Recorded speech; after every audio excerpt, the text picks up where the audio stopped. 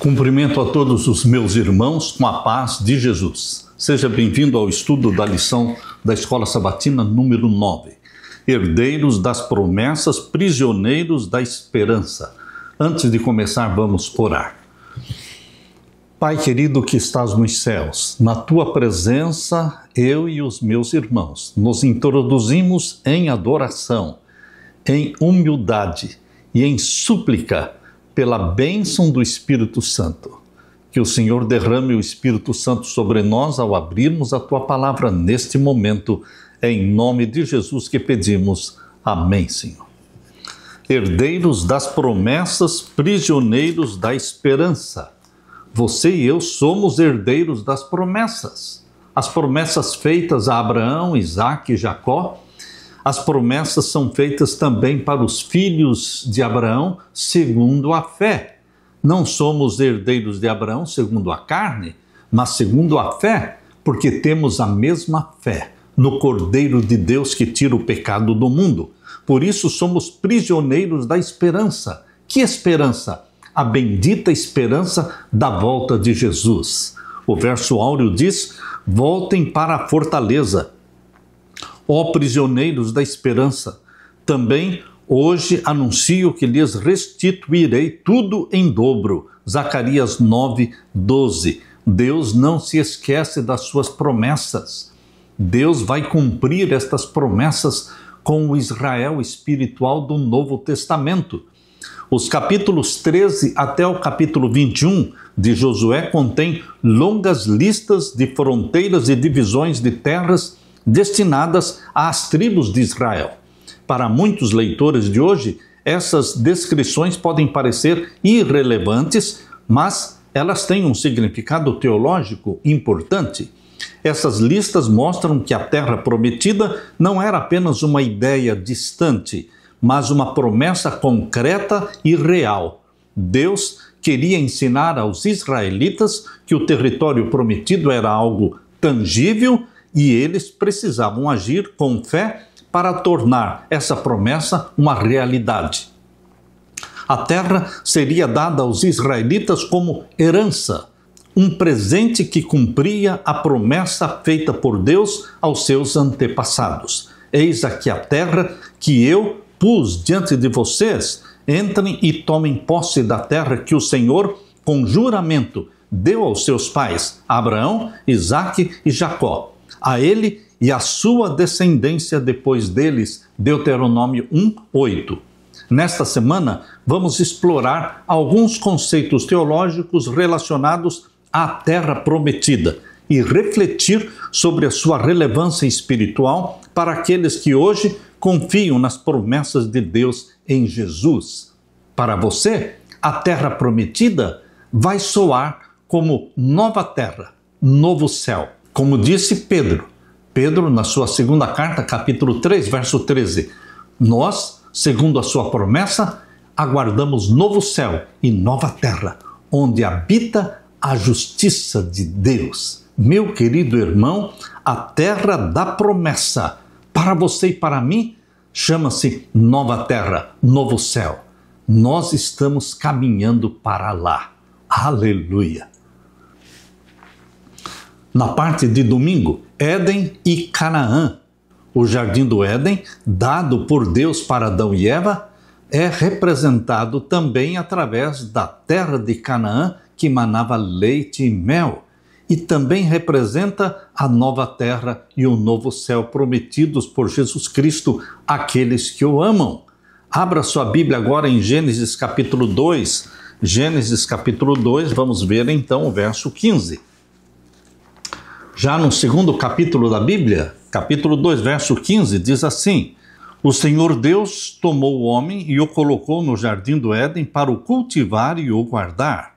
Deus colocou Adão e Eva no jardim do Éden não para não fazer nada, mas para o cultivar e o guardar. Então já existia um trabalho a ser feito.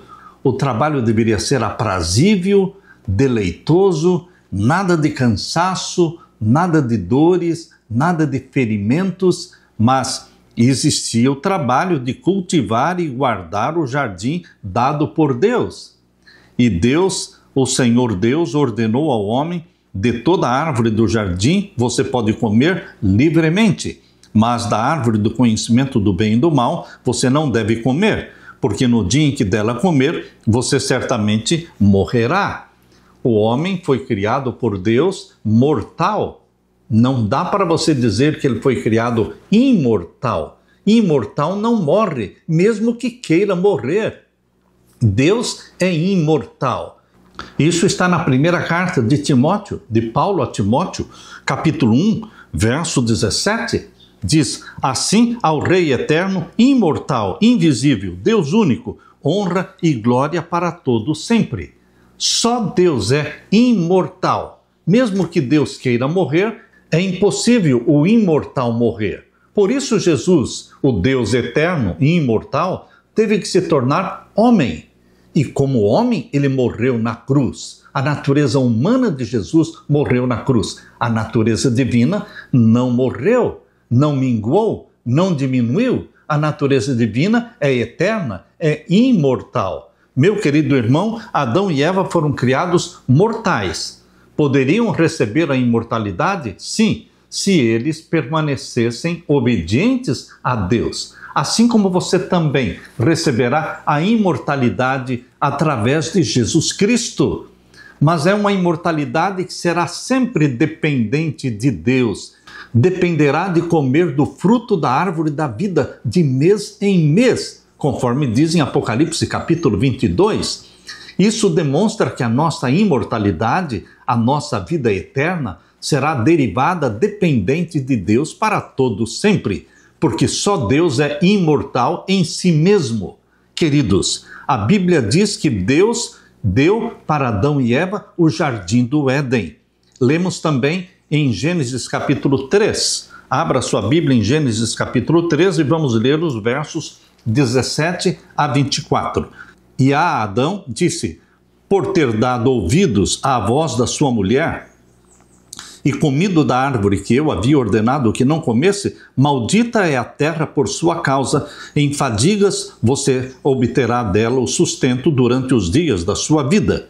Ela produzirá também espinhos e ervas daninhas. Não existiam espinhos e ervas daninhas antes do pecado. Já foi resultado do pecado o espinho e as ervas daninhas. E você comerá a erva do campo. Antes do pecado, o ser humano, Adão e Eva, não comiam da erva do campo, mas todos os frutos dados aqui em Gênesis capítulo 1 e o verso 29. Mas após o pecado, Deus disse: você agora vai comer da erva do campo. E o verso 19: no suor do seu rosto você comerá o seu pão, até que volte à terra, pois dela você foi formado, porque você é pó e ao pó voltará. E o homem deu à sua mulher o nome de Eva, por ser a mãe de todos os seres humanos. O Senhor Deus fez roupas de peles com as quais vestiu Adão e sua mulher.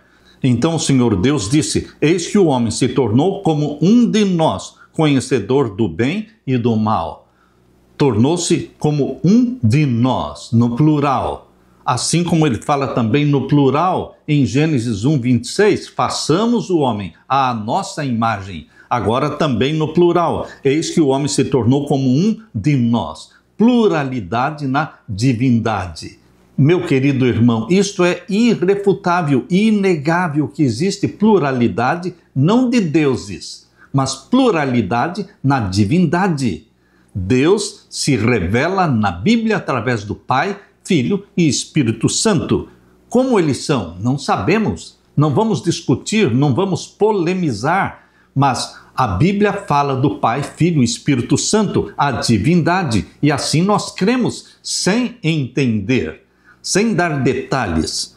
E o verso 23 diz: por isso o Senhor Deus o lançou fora do jardim do Éden, para cultivar a terra da qual havia sido tomado. E depois de lançar fora o homem, Deus colocou querubins a leste do jardim do Éden e uma espada flamejante que se movia em todas as direções para guardar o caminho da árvore da vida. Quais foram as consequências da queda em relação à adoração devida do primeiro casal? Adão e Eva agora colheriam as consequências da desobediência. Na criação, Deus colocou Adão e Eva em um ambiente perfeito, repleto de abundância, repleto de beleza. O casal, Adão e Eva, conheceu seu Criador em um lugar que supria todas as necessidades físicas. Além da palavra falada de Deus, o Jardim do Éden servia como um centro de aprendizado, uma escola de aprendizado. Assim era o Jardim do Éden. No entanto, ao quebrar o relacionamento de confiança com o Criador, essa conexão com o Jardim do Éden também se desfez. E, como consequência, tiveram que deixar o Jardim do Éden. Foram expulsos dali. Perderam o território que Deus havia confiado a eles. O Jardim do Éden passou a simbolizar a vida abundante, uma imagem que redescobriremos no tema da Terra Prometida. Meu querido irmão, o Jardim do Éden foi perdido, paraíso perdido, mas a Bíblia começa falando do paraíso perdido e termina em Apocalipse capítulo 21, 22, falando do paraíso restaurado. Aleluia e aleluia, porque Deus não nos abandonou. Como os patriarcas entendiam a promessa da terra prometida? Como? Vamos ler então em Gênesis capítulo 13 e o verso 14.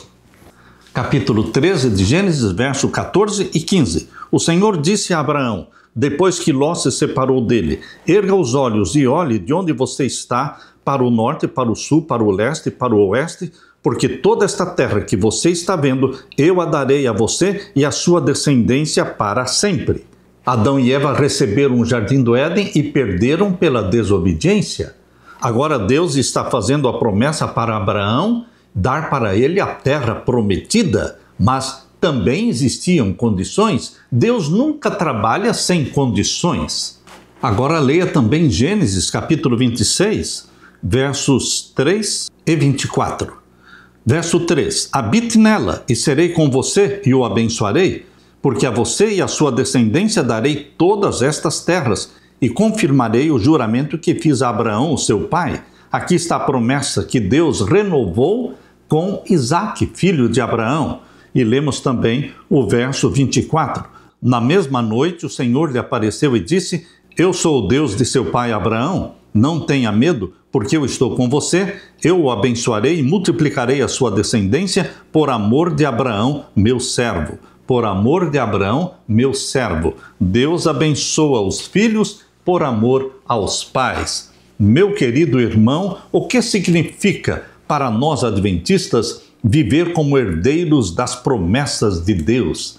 Promessa feita a Abraão, promessa feita a Isaque, a Jacó, promessa que está sendo feita a você também. Nós somos herdeiros da promessa.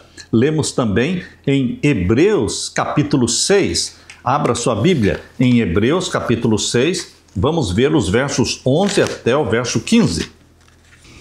Aqui lemos, desejamos que cada um de vocês continue mostrando até o fim o mesmo empenho para a plena certeza da esperança, para que não se tornem preguiçosos, mas imitadores daqueles que pela fé e pela paciência herdam as promessas.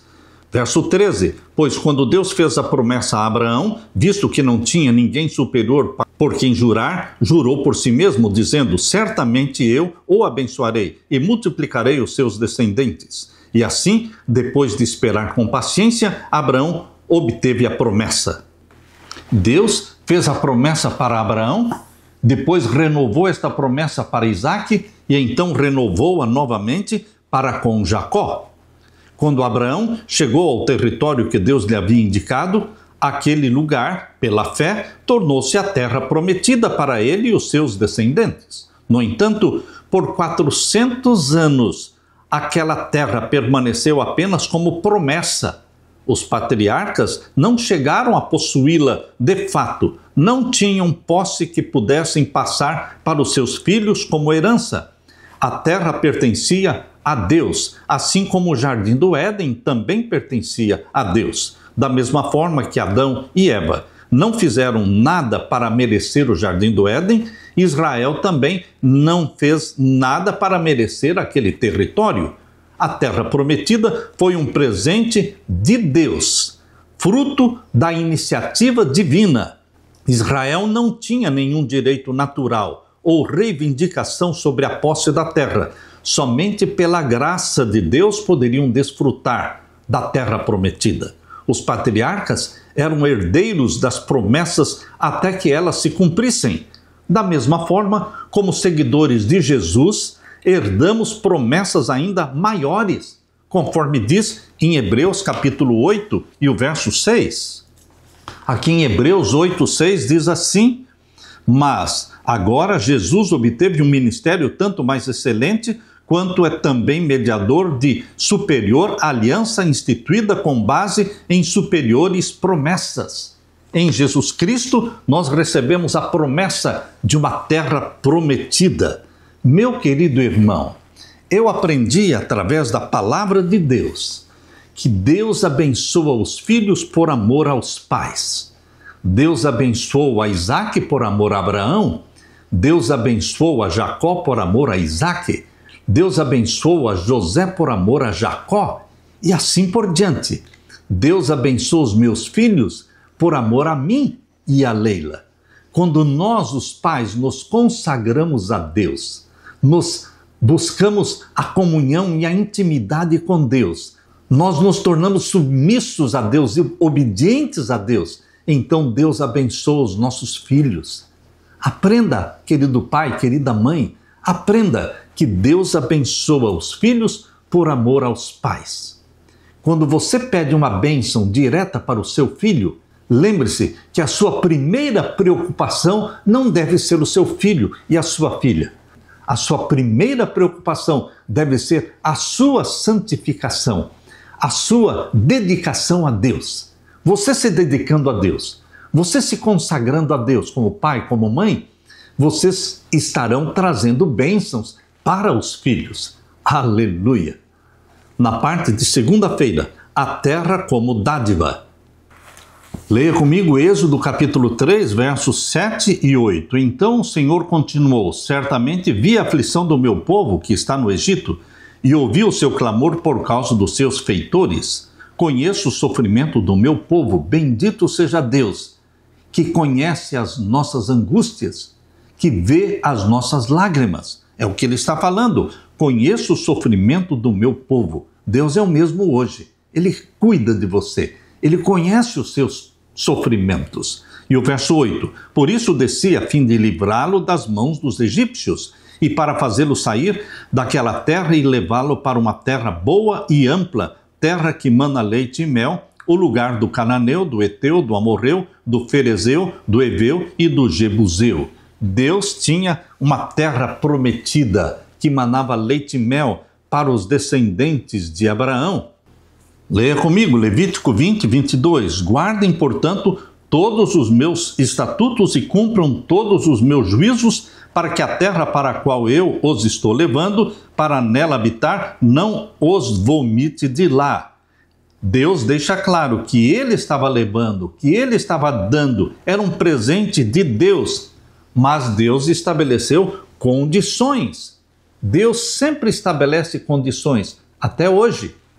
Lemos também em Levítico capítulo 25. Levítico capítulo 25, vamos ver então o verso 23. Também a terra não será vendida em definitivo, porque a terra é minha. Deus deixa claro, a terra é minha, pois vocês são para mim estrangeiros e peregrinos. Lemos também em Números 13, 27. Aqui diz: relataram a Moisés e disseram: fomos à terra a qual você nos enviou. De fato, é uma terra onde mana leite e mel. Estes são os frutos dela. Deus prometeu algo bom. Deus só promete algo bom, maravilhoso. Meu querido irmão, em Salmos 24, verso 1 diz: do Senhor é a terra e a sua plenitude. A terra pertence a Deus. Qual é o relacionamento especial entre Deus, Israel e a terra prometida? Não tem como você desfrutar a terra sem um relacionamento especial, íntimo, com Deus, que Ele é o proprietário da terra. No aspecto mais básico, o território oferece à nação uma identidade física. Ao definir sua localização, ele também determina a profissão e o modo de vida do povo. Por outro lado, os escravos não possuem raízes e não pertencem a lugar algum. Outra pessoa se beneficia do fruto do seu trabalho. Ter um território significa liberdade. A identidade do povo escolhido estava profundamente conectada à sua permanência na terra. Havia uma relação especial entre Deus, Israel e a terra. Israel recebeu a terra de Deus como presente. Assim foi. É um presente de Deus, não como direito inalienável. O povo escolhido só poderia habitar na terra enquanto mantivesse uma aliança com o Yahvé, o Deus, o Senhor eterno, o grande eu sou, e seguisse os seus preceitos, os preceitos dessa aliança. Em outras palavras, eles não poderiam desfrutar a terra e suas bênçãos sem a aprovação divina, porque Deus é o dono da terra. Além disso, a terra funcionava como uma janela pela qual Israel tinha uma visão mais ampla de Deus. Viver ali lhes recordava constantemente de que Deus era fiel, cumpria suas promessas e era digno de confiança.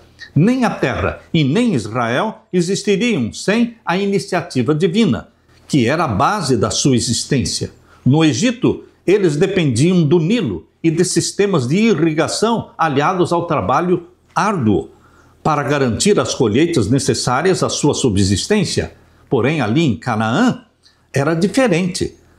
Ali em Canaã, a prosperidade das colheitas dependia da chuva e apenas Deus controlava a chuva, controlava o clima. Dessa forma, a terra reforçava a lembrança da contínua dependência de Israel em relação a Deus. Embora Israel tenha recebido a terra como um presente de Yahvé, em última análise, Deus permanecia como o verdadeiro dono da terra. Como Senhor de toda a criação, Yahvé tinha o direito de dar a terra a Israel ou retirá-la. Se Deus é o proprietário, os israelitas, e por extensão todos os seres humanos, somos apenas estrangeiros e peregrinos na terra. Em outras palavras, somos hóspedes permanentes de Deus em seu mundo. À luz do que nós lemos na primeira carta de Pedro, capítulo 2, primeira carta de Pedro, capítulo 2, verso 11, abra sua Bíblia.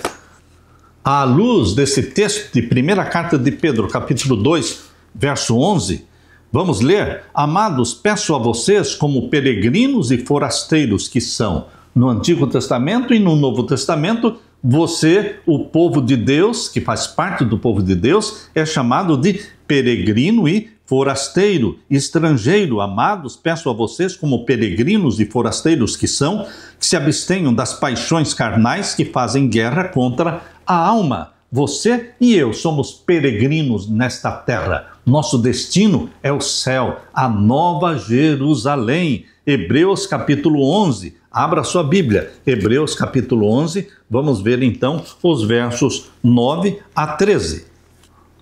Aqui diz: pela fé, peregrinou na terra da promessa como em terra alheia, falando de Abraão. Peregrinou. Essa expressão que identifica Abraão, identifica os salvos, identifica você e a mim. Somos peregrinos na terra. Nosso destino é o céu. Estamos de passagem por aqui. Pela fé, Abraão peregrinou na terra da promessa como em terra alheia, habitando em tendas com Isaque e Jacó, herdeiros com ele da mesma promessa, porque Abraão aguardava a cidade que tem fundamentos, da qual Deus é o arquiteto e construtor. Ele aguardava a Nova Jerusalém. E você, meu irmão, você também não está aguardando, sonhando, visualizando a Nova Jerusalém? Queremos entrar pelos portões da Nova Jerusalém, queremos abraçar Jesus e queremos receber das mãos de Jesus a coroa de ouro. Queremos ouvir dos lábios de Jesus as palavras: bem está, filho meu, servo bom e fiel.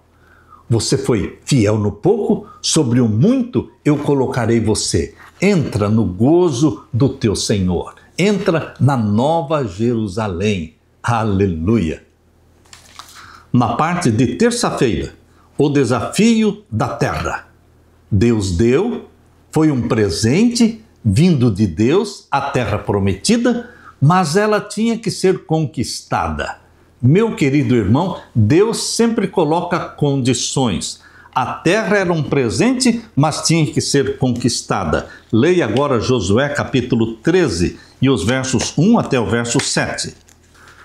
Aqui diz: Josué já era bem idoso e o Senhor lhe disse: você já é bem idoso e ainda ficou muita terra para ser conquistada.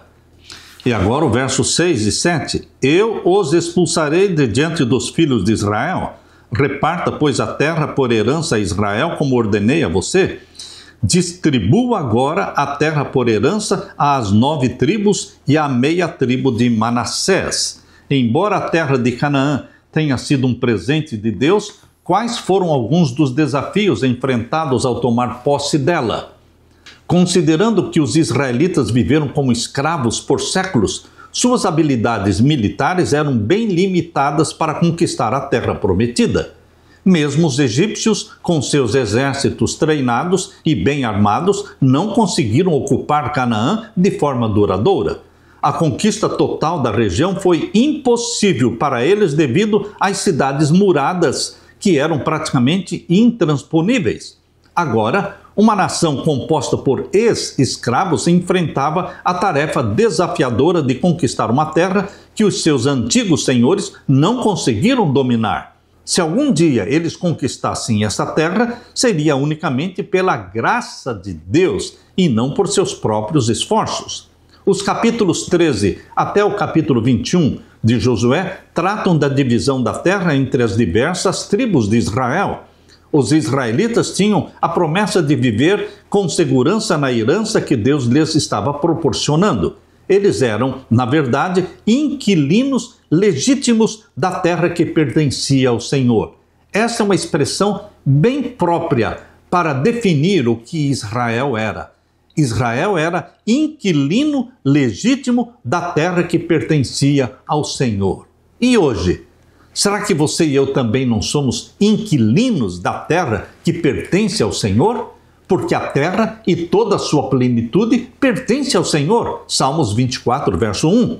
A iniciativa de Deus precisava ser acompanhada por uma resposta ativa da parte de Israel. A primeira metade do livro de Josué narra como Deus entregou a terra ao desapropriar os cananeus. E a segunda metade do livro de Josué relata como Israel tomou posse da terra ao colonizá-la. Essa complexidade de conquistar ilustra o processo da salvação. Assim como Israel, não podemos fazer nada para conquistar nossa salvação. A salvação é um presente de Deus, assim como a terra prometida era um presente de Deus. Contudo, para que os israelitas pudessem desfrutar desse presente de Deus, era necessário que assumissem todas as responsabilidades que vinham com a vida na terra prometida. Essa dinâmica é semelhante ao processo da santificação que vivenciamos, resultado da nossa obediência de amor como cidadãos do reino de Deus. Embora os dois processos não sejam idênticos, existem paralelos entre receber a terra pela graça e receber a salvação pela graça também. Fomos agraciados com um presente maravilhoso, mas é algo que podemos perder se não cuidarmos dele com responsabilidade e vigilância. A salvação é de graça, assim como a terra prometida para Israel era de graça, mas ela tinha que ser preservada através de uma submissão constante a Deus. A terra continuaria sendo deles, eles continuariam sendo inquilinos legais de Deus, mas existiam condições. Hoje a salvação em Cristo Jesus nos é dada gratuitamente, mas existem condições para permanecermos em Cristo. Se vocês permanecerem em mim e as minhas palavras permanecerem em vocês, se você que é um ramo permanecer ligado à videira que é Jesus, então tudo o que você quiser será feito.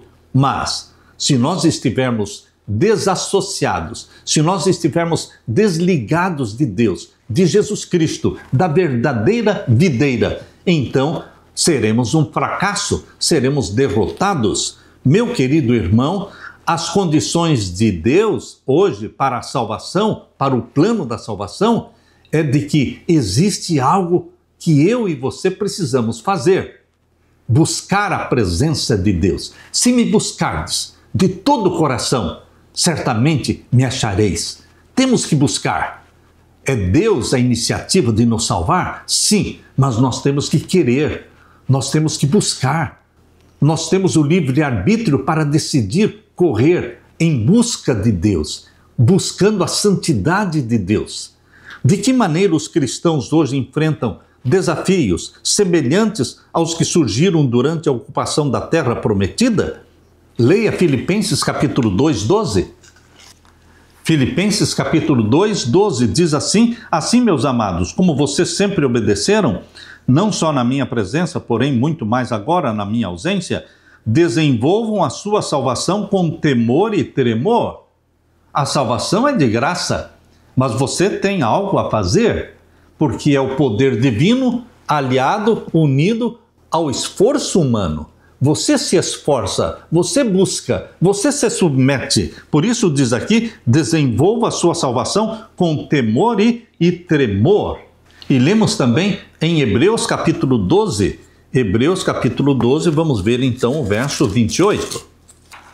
Aqui diz: por isso, recebendo nós um reino inabalável, retenhamos a graça. Você recebe o reino, você possuiu a terra, ela é um presente de Deus, mas aqui diz, recebendo nós um reino inabalável, retenhamos a graça.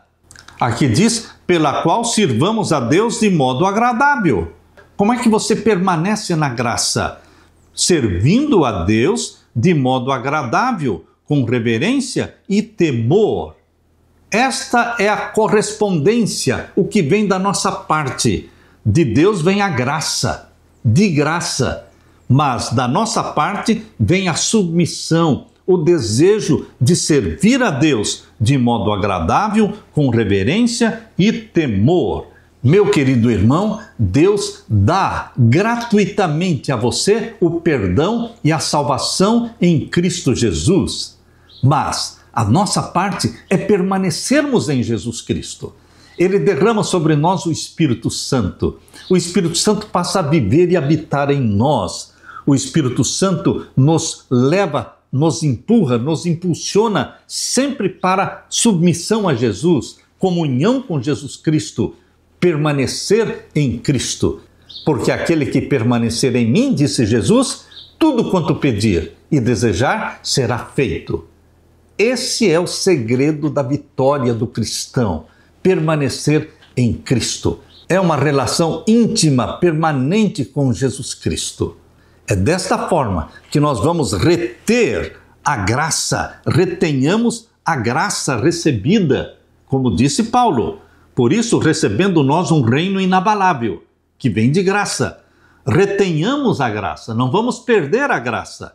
Como? Pela forma de servir a Deus de modo agradável, com reverência e temor. Retenha a graça, meu irmão, em nome de Jesus. Aleluia. Na parte de quarta-feira, o ano jubileu. O que Deus nos ensina na sua palavra sobre o ano jubileu? Sobre o ano sabático? A terra prometida era tão essencial para a identidade de Israel como povo de Deus que não poderia ser dividida de maneira ampla e sem critérios. Sua repartição precisava ser feita entre tribos, clãs e famílias, para garantir que não ficasse nas mãos de algumas elites dominantes. Vamos ler agora Levítico capítulo 25. Aqui Levítico capítulo 25, vamos ler os versos 1 até o verso 5. Aqui começa falando do ano sabático. Aqui diz, verso 1, o Senhor disse a Moisés no Monte Sinai, fale aos filhos de Israel e diga-lhes quando entrarem na terra que eu lhes dou. Sempre Deus está dizendo, eu lhes dou, eu estou dando, a terra é minha. A própria terra guardará um sábado dedicado ao Senhor. Plantavam durante 6 anos, mas o 7º ano não plantavam. Era o ano do descanso da terra.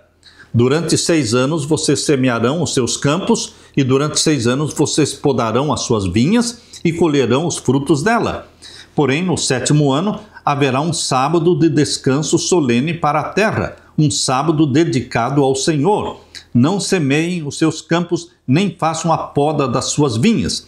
Não façam a colheita do que nascer por si mesmo nos seus campos, nem colham as uvas das suas vinhas que não foram podadas. Será um ano de descanso solene para a terra. Mas vocês poderão comer os frutos da terra em descanso, vocês, os seus escravos e suas escravas, os seus trabalhadores, diaristas e os estrangeiros que moram com vocês, também o seu gado e os animais que estão na sua terra, comerão tudo o que a terra produzir. No 7º ano, eles não podavam, não plantavam, e eles poderiam comer, sim, dos frutos que naturalmente cresciam. Este era o ano sabático. Agora, no mesmo livro, Levítico capítulo 25, a partir do verso 8 até o verso 13, está falando do ano jubileu. Assim como existia o ano sabático, de 7 em 7 anos, existia o ano jubileu, que era de 49 em 49 anos. O 50º ano era o jubileu, quando as terras que foram perdidas por má administração, pela necessidade financeira, muitos tinham que vender a sua terra, mas ninguém perdia a terra para sempre. Deus criou uma estratégia, um plano de que a terra sempre voltava para o seu dono original, no 50º ano, chamado de ano jubileu. Por isso lemos aqui em Levítico capítulo 25, verso 8 em diante. Conte 7 semanas de anos, isto é, 7 vezes de 7 anos, de maneira que os dias das 7 semanas de anos somem 49 anos. Então, no 7º mês, aos 10 dias do mês, você fará soar a trombeta. No dia da expiação, vocês farão soar a trombeta por toda a terra de vocês. Santifiquem o 50º ano e proclamem liberdade na terra a todos os seus moradores. Esse será um ano de jubileu para vocês, e cada um de vocês voltará à sua propriedade. Cada um de vocês voltará à sua família. O 50º ano será jubileu para vocês. Não semeiem o campo, não colham o que nascer por si mesmo, nem colham as uvas das vinhas não podadas, porque é jubileu, será santo para vocês. O produto do campo vocês podem comer. Neste ano do jubileu, cada um de vocês voltará à sua propriedade. Quando você vender algo ao seu próximo ou comprar alguma coisa dele, não explore o seu irmão. Ao contrário do Egito, onde as pessoas frequentemente perdiam as suas terras e se tornavam servos, escravos do faraó, o propósito de Deus para os israelitas na terra prometida era garantir que eles nunca ficassem em uma situação de desvantagem permanente. A terra que cada família recebia não poderia ser possuída por ninguém de fora do seu clã ou família original. Na verdade, segundo o plano de Deus, a terra não poderia ser vendida, ela só poderia ser arrendada. A terra, no plano original de Deus, não poderia ser vendida, porque ela pertence a Deus. Ela só poderia ser arrendada, e o seu valor seria determinado com base nos anos restantes até o próximo ano do jubileu. Isso significava que se alguém tivesse que vender ou arrendar sua propriedade familiar, seus parentes tinham a responsabilidade de resgatá-la antes do jubileu. A forma como a terra foi distribuída nos ajuda a entender melhor a intenção no coração de Deus. Qual era a intenção no coração de Deus quando criou esse sistema do jubileu? Como nosso Pai Celestial, Ele queria que os seus filhos fossem generosos com os que estavam em dificuldades financeiras, permitindo que as terras sustentassem todos a cada 7 anos. O ano sabático aplicava a ideia do descanso do sábado em uma escala maior. As pessoas deveriam respeitar e cuidar umas das outras, especialmente em tempos de dificuldades financeiras. As leis sobre a propriedade da terra ofereciam a cada israelita a chance de se libertar de situações opressivas, herdadas ou causadas por escolhas erradas e de ter a oportunidade de um novo começo. Esse era o propósito de Deus no jubileu, para que cada família tivesse a oportunidade de um novo começo, voltando a possuir as suas terras. No fundo, essas leis transmitiam uma das verdades mais importantes sobre o propósito do Evangelho: eliminar as divisões entre ricos e pobres, eliminar as divisões entre empregadores e empregados, eliminar as distinções entre privilegiados e desfavorecidos, reconhecendo que todos nós precisamos da graça de Deus. Este sistema do jubileu impedia que alguém ficasse para sempre pobre e outros ficassem sempre ricos, acumulando e acumulando, comprando as terras daqueles que eram necessitados e que não sabiam administrar bem. Deus criou um sistema para evitar o acúmulo de riqueza por uns e a necessidade e pobreza de outros. Assim, de 50 em 50 anos, no 50º ano, a terra voltava para os donos anteriores. Se os filhos tivessem perdido a terra por uma má administração dos pais, estas terras voltariam para eles no ano jubileu. Infelizmente, Israel não seguiu o padrão estabelecido por Deus e, após séculos, as advertências de Deus se tornaram realidade. Eles foram desobedientes a Deus, por isso eles perderam a terra e foram feitos escravos em Babilônia. Como os princípios da distribuição de terras israelitas e do sábado podem nos lembrar que, aos olhos de Deus, nós todos somos iguais, deveremos manter em mente que, diante de Deus, todos nós somos iguais. Não podemos explorar o nosso irmão. Aqui, em Levítico capítulo 25, o verso 17 diz que ninguém explore o seu próximo. Cada um, porém, tema o seu Deus, porque eu sou o Senhor, o Deus de vocês. Agora, Levítico capítulo 25 e o verso 20. Se vocês perguntarem: que comeremos no 7º ano? Se não vamos plantar, não vamos fazer nada no 7º ano, o que nós vamos comer no 7º ano? Se vocês perguntarem: que comeremos no 7º ano, se não podemos semear nem fazer a colheita? Saibam que eu lhes darei a minha bênção no 6º ano, para que a terra produza o suficiente para 3 anos. Vejam, no 6º ano, Deus prometeu fazer com que a terra produzisse 3 vezes mais. A terra no 6º ano vai produzir uma bênção, uma colheita que vai durar por 3 anos. E o verso 22, no 8º ano, vocês semearão e comerão da colheita anterior até o 9º ano. Até que venha a colheita do 9º ano, vocês comerão da antiga. Também a terra não será vendida em definitivo, porque a terra é minha, pois vocês são para mim estrangeiros e peregrinos. E o verso 28 diz: mas se as suas posses não lhe permitirem reavê-la, então a propriedade que for vendida ficará na mão do comprador até o ano do jubileu. Ninguém comprava uma terra para sempre. Não, ele arrendava a terra até o ano do jubileu, porque essa terra voltaria para o seu dono original. Porém, no ano do jubileu, sairá do poder desse e aquele poderá voltar para a sua propriedade. Meu querido irmão, Deus criou um sistema justo. E lembrando o sistema de Deus, da forma como é Deus, justo, misericordioso, bondoso, assim nós hoje deveríamos agir com o mesmo princípio. Em tudo quanto você for fazer, nos seus negócios, nas suas transações, meu querido irmão, seja você patrão ou empregado, use de honestidade, use de caridade, use de misericórdia, porque assim você agradará o Deus que se intitula o Pai das Misericórdias. Seja misericordioso, bondoso, principalmente com o pobre, o necessitado, a viúva, o órfão, porque quando Jesus Cristo voltar, ele dirá: vinde benditos do meu Pai, possui por herança o reino que vos está preparado desde a fundação do mundo, porque eu tive fome e tu me deste de comer, tive sede e me destes de beber, eu estive nu e me vestistes, eu estava preso e fostes ver-me.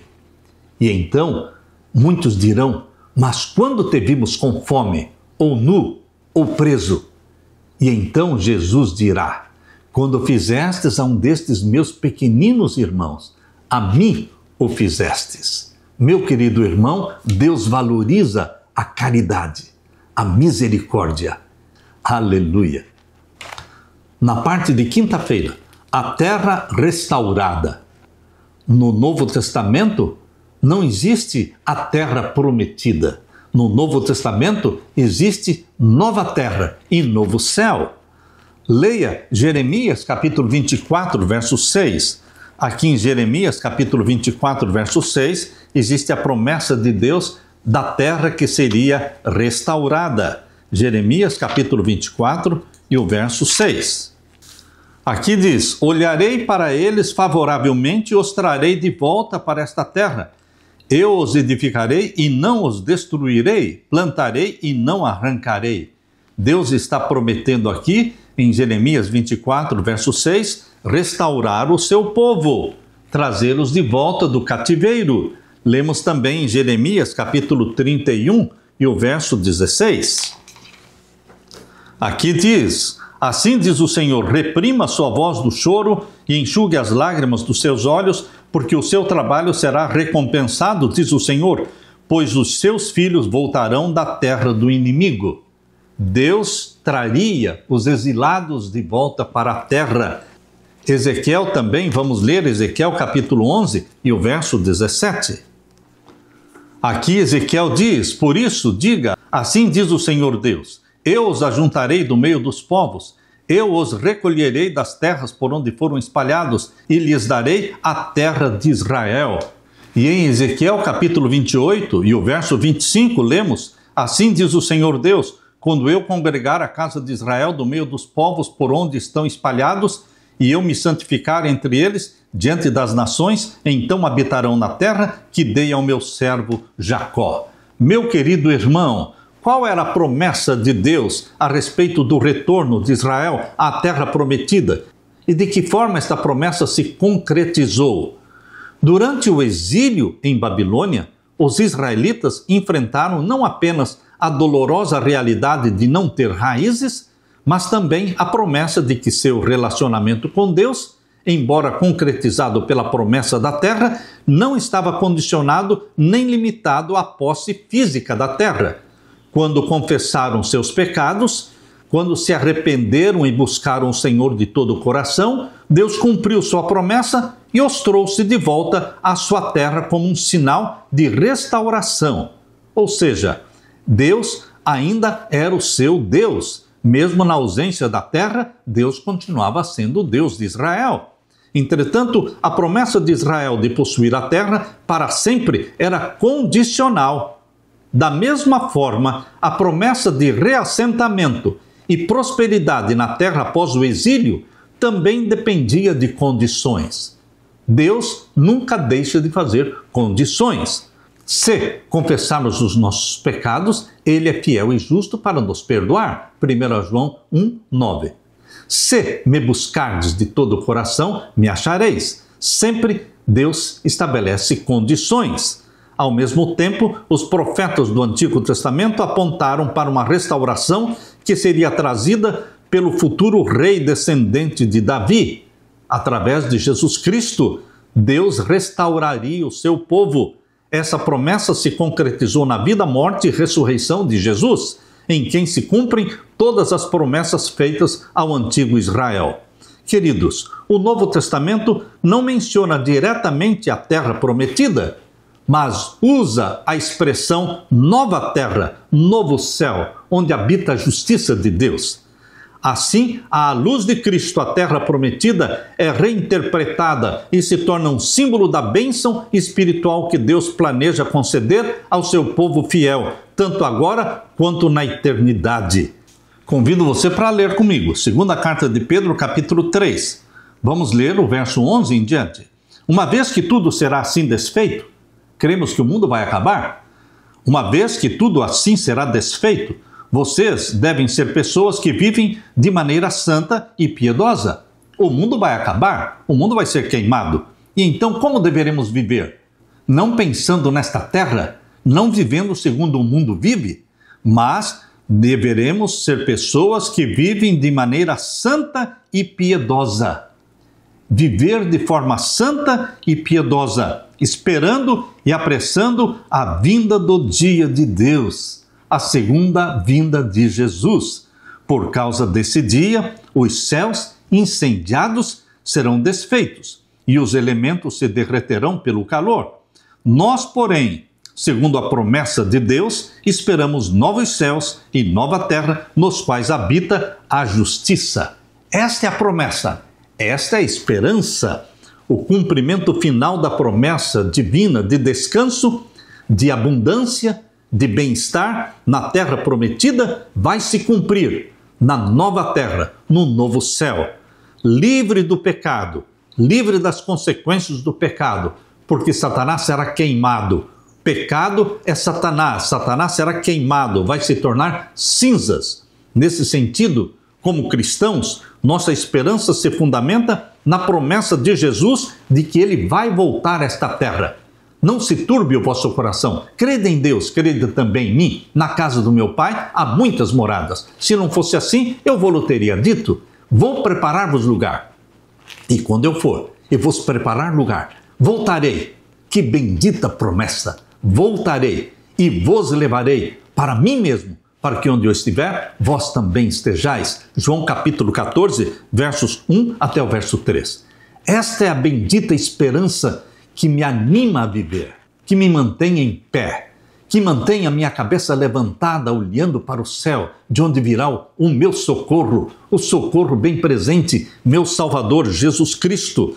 Meu querido irmão, a terra prometida no Novo Testamento chama-se Nova Terra e Novo Céu, nos quais habita a justiça de Deus.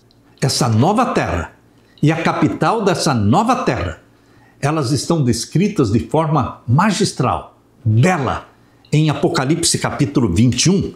Em Apocalipse capítulo 20, fala sobre os 1000 anos. Os 1000 anos em que Satanás ficará preso. A terra desolada, vazia, em trevas, como abismo. Mas, no final dos 1000 anos, os ímpios ressuscitarão. Maus como sempre, ruins, inimigos de Deus. E eles, liderados por Satanás, vão cercar a cidade santa que desceu do céu no final dos 1000 anos. É isso que está em Apocalipse capítulo 20. Leia comigo o verso 9. Marcharam então pela superfície da terra e cercaram o acampamento dos santos e a cidade amada. A nova Jerusalém descerá do céu no final dos 1000 anos. E os ímpios, liderados por Satanás, vão cercar a cidade, tentando tomá-la, mas não poderão tomá-la. Satanás é um poder derrotado, vencido.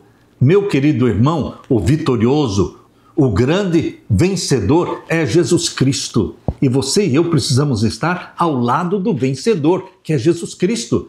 Por isso, no final dos 1000 anos, nós estaremos dentro da Nova Jerusalém, descendo do céu. Com a Nova Jerusalém, nós vamos assistir à ressurreição dos ímpios, nós vamos assistir o exército do mal cercando a cidade amada, mas nós temos a plena certeza da vitória daquele que venceu todas as batalhas, Jesus Cristo.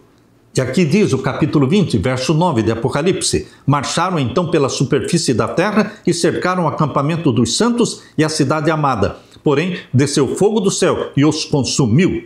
Meu querido irmão, aqui é o fim de Satanás. E então Deus cria um novo céu e uma nova terra para você e para mim. Capítulo 21, verso 1. Vi novo céu e nova terra, pois o primeiro céu e a primeira terra passaram e o mar já não existe.